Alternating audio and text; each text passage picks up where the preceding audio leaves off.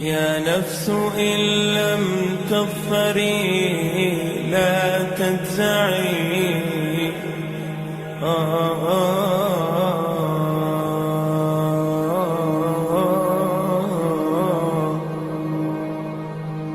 يا نفس إن لم تظفري لا تجزعي وإلى موائد جود مولاك ارعي يا نفس إن لم تظفري لا تجزعي وإلى موائد جود مولاك. حضرت خالد رضی اللہ تعالیٰ عنہ فرماتے ہیں کہ جب اللہ تعالیٰ نے میرے ساتھ بلائی کا ارادہ فرمایا تو اللہ تعالیٰ نے میرے دل میں اسلام لانے کا جذبہ پیدا فرما دیا اور ہدایت کا راستہ میرے سامنے کھل گیا، اور میں نے اپنے دل میں کہا کہ محمد صلی اللہ علیہ وآلہ وسلم کے خلاف تمام لڑائیوں میں شریک ہوا ہوں، لیکن ہر لڑائی سے واپسی پر مجھے یہ خیال آتا تھا کہ میں یہ ساری باغ دوڑ بے فائدہ کر رہا ہوں، اور یقیناً محمد علیہ السلام غالب ہو کر رہیں گے۔ جب حضور صلی اللہ علیہ وسلم حدیبیہ کے لیے روانہ ہوئے تو میں مشرکوں کے سواروں کا ایک دستہ لے کر نکلا، اور اصفان میں میرا حضور صلی اللہ علیہ وسلم اور صحابہ کرام کا آمنا سامنا ہو گیا، اور میں آپ کے مقابلے کے لیے تیار ہو گیا۔ میں نے آپ صلی اللہ علیہ وسلم سے کچھ چھیڑ چھاڑ کرنی چاہی، لیکن آپ صلی اللہ علیہ وسلم اس سے پہلے ہمارے سامنے اپنے صحابہ کو ظہر کی نماز پڑھانے لگے۔ ہم نے سوچا کہ ہم نماز کے دوران ہی آپ صلی اللہ علیہ وسلم پر حملہ کر دیں، لیکن ابھی تک ہم کسی فیصلے تک نہ پہنچ سکے، اس لیے ہم نے حملہ نہ کیا۔ آپ صلی اللہ علیہ وسلم کو ہمارے اس ارادے کا پتہ چل گیا، یعنی اللہ تعالیٰ نے آپ کو بتا دیا، چنانچہ آپ صلی اللہ علیہ وسلم نے اپنے صحابہ کرام کو عصر کی نماز صلاۃ الخوف کے طریقے پر پڑھائی۔ اس بات کا ہمارے دلوں پر بہت اثر ہوا۔ میں نے اپنے دل میں کہا کہ اس آدمی کی حفاظت کا مستقل غیبی انتظام ہے۔ آپ صلی اللہ علیہ وسلم ہم سے ایک طرف ہو گئے اور ہمارے گھوڑوں کا راستہ چھوڑ کر دائیں طرف چلے گئے۔ جب آپ صلی اللہ علیہ وسلم نے حدیبیہ میں قریش سے صلح کر لی اور قریش نے آپ صلی اللہ علیہ وسلم کو زبانی جمع خرچ سے واپس کر کے اپنی جان بچائی، تو میں نے اپنے دل میں کہا اب کون سی چیز باقی رہ گئی ہے، اب میں کہاں جاؤں؟ نجاشی کے پاس؟ نجاشی نے تو محمد علیہ السلام کا اتباع کر لیا ہے اور ان کے صحابہ اس کے پاس امن سے رہ رہے ہیں۔ کیا میں ہرقل کے پاس چلا جاؤں تو مجھے اپنا دین چھوڑ کر نصرانیت یا یہودیت کو اختیار کرنا پڑے گا اور عجم میں بھی رہنا پڑے گا، یا اپنے وطن میں باقی لوگوں کے ساتھ رہتا ہوں۔ میں اسی سوچ بچار میں تھا کہ اچانک حضور نبی کریم صلی اللہ علیہ وآلہ وسلم عمرے کی قضا کرنے کے لیے مکہ میں تشریف لے آئے۔ میں مکہ سے غائب ہو گیا اور فتح مکہ کی آمد پر میں حاضر نہیں ہوا۔ میرا بھائی ولید بن ولید بھی حضور صلی اللہ علیہ وسلم کے ساتھ اس عمرہ میں مکہ آئے۔ انہوں نے مجھے بہت تلاش کیا لیکن کہیں نہیں پایا، تو انہوں نے مجھے ایک خط لکھا جس کا مضمون یہ ہے: بسم اللہ الرحمن الرحیم، اما بعد، ابھی تک اسلام لانے کی تمہاری رائے نہیں بنی۔ اس سے زیادہ عجیب بات میں نے کوئی نہیں دیکھی، حالانکہ تم بہت عقل مند ہو۔ اسلام جیسے مذہب سے بھی کوئی ناواقف رہ سکتا ہے؟ حضور صلی اللہ علیہ وسلم نے مجھ سے تمہارے بارے میں پوچھا تھا کہ خالد کہاں ہے؟ میں نے کہا اللہ تعالیٰ ان کو ضرور لے آئیں گے۔ آپ صلی اللہ علیہ وسلم نے فرمایا خالد جیسا آدمی بھی ابھی تک اسلام سے ناواقف ہے۔ اگر وہ اپنی ساری قوت اور محنت مسلمانوں کے ساتھ لگا دیتے تو ان کے لیے زیادہ بہتر تھا، ہم ان کو دوسروں سے آگے رکھتے۔ اے میرے بھائی، خیر کے بہت سے موقع تم سے رہ گئے، اب تو ان کی تلافی کر لو۔ حضرت خالد رضی اللہ تعالیٰ عنہ فرماتے ہیں کہ جب مجھے اپنے بھائی کا خط ملا تو میرے دل میں مدینہ جانے کا ایک شوق پیدا ہوا اور اسلام کی رغبت بڑھنے لگی، اور مجھے اس بات سے بہت خوشی ہوئی کہ حضور صلی اللہ علیہ وسلم نے میرے بارے میں پوچھا۔ اس زمانے میں نے ایک خواب دیکھا کہ میں ایک قحط زدہ علاقے میں ہوں اور میں وہاں سے نکل کر ایک سرسبز اور وسیع علاقے میں پہنچ گیا ہوں۔ میں نے کہا یہ سچا خواب معلوم ہوتا ہے۔ جب میں مدینہ آیا تو میں نے کہا اس خواب کا ذکر حضرت ابو بکر صدیق رضی اللہ تعالیٰ عنہ سے ضرور کروں گا۔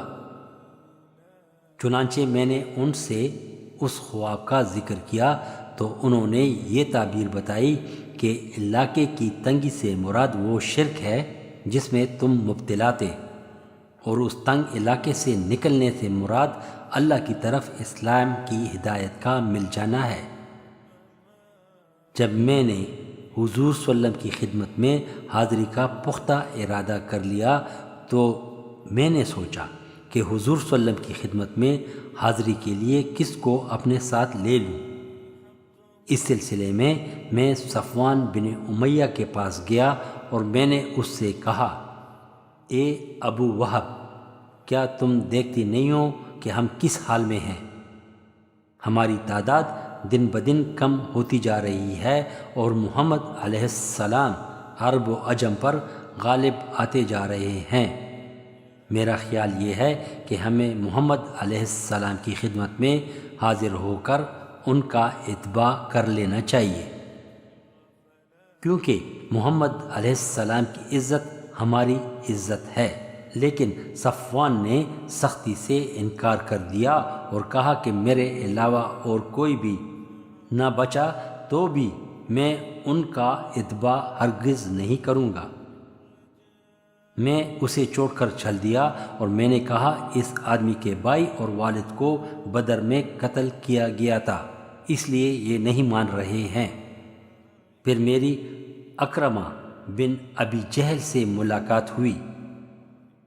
میں نے ان سے بھی وہی بات کی جو صفوان بن امیہ سے کی تھی۔ انہوں نے صفوان بن امیہ جیسے جواب دیا۔ میں نے ان سے کہا میری اس بات کو چھپائے رکھنا۔ انہوں نے کہا اچھا، کسی کو نہیں بتاؤں گا۔ پھر میں اپنے گھر گیا اور اپنی سواری کو تیار کروا لیا۔ میں اس کو لے کر چل پڑا تو راستے میں میری عثمان بن طلحہ سے ملاقات ہوئی۔ میں نے کہا یہ میرا دوست ہے، لاؤ اس سے بھی اپنی بات کر کے دیکھ لوں۔ پھر مجھے خیال آیا کہ اس کے آباء و اجداد بھی مسلمانوں کے ہاتھوں قتل ہو چکے ہیں، تو ان سے ذکر کرنے کو مناسب نہ سمجھا۔ پھر میں نے کہا ان سے ذکر کرنے میں کیا حرج ہے، میں تو اب ویسے بھی ہی جا رہا ہوں۔ چنانچہ اسلام کے خلاف ہماری محنت کا جو نتیجہ نکل رہا ہے وہ میں نے ان کو بتا دیا، اور میں نے یہ بھی کہا ہماری مثال اس لومڑی کی سی ہے جو کسی سوراخ میں گھس گئی ہو اور اگر اس سوراخ میں ایک ڈول پانی بھی ڈال دیا جائے تو لومڑی کو نکلنا پڑے گا۔ پہلے دونوں ساتھیوں سے میں نے جو بات کی ایسے ہی ان سے بھی کی۔ وہ یہ بات فوراً مان گئے۔ میں نے کہا تو آج میں ہی جانا چاہتا ہوں، اور میری سواری فج مقام پر تیار بیٹھی ہے۔ ہم دونوں آپس میں مکہ سے باہر مقام یاجج پر اکٹھے ہونا طے کیا۔ اگر وہ مجھ سے پہلے وہاں پہنچ گئے تو میرا وہاں انتظار کرے گا، اور اگر میں ان سے پہلے وہاں پہنچ گیا تو میں ان کا انتظار کروں گا۔ چنانچہ صبح سحری کے وقت ہم لوگ گھروں سے نکلے، اور طلوع فجر سے پہلے ہی ہم لوگ مقام یاجج پر جمع ہو گئے۔ پھر وہاں سے ہم دونوں روانہ ہوئے۔ جب ہم حدہ مقام پر پہنچے تو وہاں ہمیں حضرت عمرو بن العاص سے ملاقات ہوئی۔ انہوں نے پوچھا کہاں جا رہے ہو؟ ہم نے کہا ہمارا ارادہ تو اسلام میں داخل ہونے کا اور محمد صلی اللہ علیہ وسلم کے اتباع کرنے کا ہے۔ انہوں نے کہا میں بھی اسی وجہ سے آیا ہوں۔ اب ہم تینوں ساتھ ہو لیے اور مدینہ جام پہنچے، اور حرہ میں اپنی سواریاں بٹھا دیں۔ حضور صلی اللہ علیہ وسلم کو ہمارے آنے کی خبر ملی، جس سے آپ صلی اللہ علیہ وسلم بہت خوش ہوئے۔ میں نے اپنے صاف ستھرے کپڑے پہنے اور حضور صلی اللہ علیہ وسلم کی جانب چل پڑا۔ راستے میں میرا بھائی بھی مجھے ملا۔ انہوں نے کہا جلدی کرو، حضور صلی اللہ علیہ وسلم کو تمہاری خبر مل چکی ہے، وہ تمہارے آنے سے بہت خوش ہے اور تم لوگوں کا انتظار کر رہے ہیں۔ ہم تیز چلنے لگے۔ جب میں نے آپ صلی اللہ علیہ وسلم کو دور سے دیکھا تو آپ صلی اللہ علیہ وسلم مجھے دیکھ کر مسکراتے رہے، یہاں تک کہ میں نے آپ صلی اللہ علیہ وسلم کے قریب پہنچ کر یا رسول اللہ کہہ کر سلام کیا۔ آپ صلی اللہ علیہ وسلم نے کھلے ہوئے چہرے کے ساتھ سلام کا جواب دیا۔ میں نے کلمہ شہادت پڑھا۔ آپ صلی اللہ علیہ وسلم نے فرمایا آگے آؤ، تمام تعریفیں اس اللہ کے لیے ہیں جس نے تم کو ہدایت دی ہے۔ تمہاری عقل و سمجھ کو دیکھ کر مجھے یہی امید تھی کہ تمہیں خیر ہی کی توفیق ملے گی۔ میں نے عرض کیا یا رسول اللہ، میں جن لڑائیوں میں آپ کے مقابلے میں حق کے خلاف لڑا ہوں مجھے ان کا بہت خیال آ رہا ہے۔ آپ میرے لیے اللہ تعالیٰ سے دعا کریں کہ اللہ تعالیٰ ان سب کو معاف کر دے۔ آپ صلی اللہ علیہ وسلم نے فرمایا اسلام اپنے سے پہلے کے تمام گناہ مٹا دیتا ہے۔ میں نے کہا آپ صلی اللہ علیہ وسلم اس کے باوجود بھی میرے لیے دعا فرما دیں۔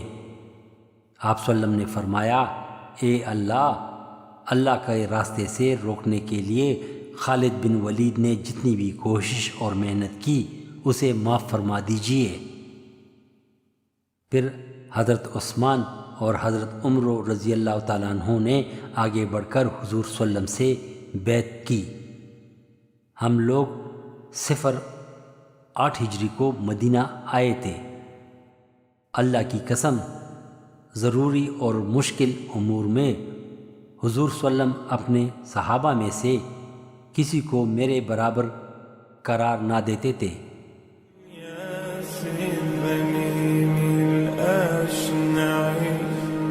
فاستيقظي من نومة الغفلات وليكن الرجاء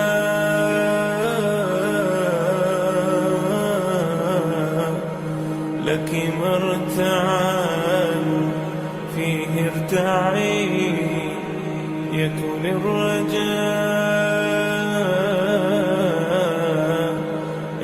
الرجاء لك مرتعا فيه ارتعي إن العطاء امداده متنوع إن العطاء